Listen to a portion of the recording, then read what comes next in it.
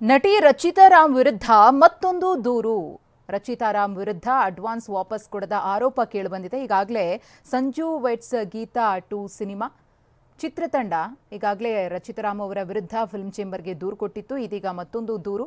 ರಚಿತಾ ರಾಮ್ ವಿರುದ್ಧ ನಿರ್ಮಾಪಕಿ ವಿಜಯಲಕ್ಷ್ಮಿ ದೂರು ಕೊಟ್ಟಿದ್ದಾರೆ. ಫಿಲ್ಮ್ ಚೇಂಬರ್ನಲ್ಲಿ ರಚಿತಾ ರಾಮ್ ವಿರುದ್ಧ ದೂರು ದಾಖಲಾಗಿದೆ. ಉಪ್ಪಿ ರುಪ್ಪಿ ಸಿನಿಮಾಗಾಗಿ ಅಡ್ವಾನ್ಸ್ ಅನ್ನು ಪಡೆದಿರುವ ರಚಿತಾ ರಾಮ್ 8 ವರ್ಷಗಳ ಹಿಂದೆ 13 ಲಕ್ಷ ರೂಪಾಯಿ ಅಡ್ವಾನ್ಸ್ ಅನ್ನು ಪಡ್ಕೊಂಡಿದ್ರು. ರಚಿತಾ ರಾಮ್ ಶೂಟಿಂಗಿಗೆ ಬರ್ತಿಲ್ಲವೆಂಬ ಆರೋಪ ಇದೆ. ರಚಿತಾ ಕಾರಣದಿಂದ ಅರ್ಧಕ್ಕೆ ಸಿನಿಮಾ ನಿಂತು ಹೋಗಿತ್ತು. 35% ಕಂಪ್ಲೀಟ್ ಆಗಿ ನಿಂತು ಹೋದ ಸಿನಿಮಾ.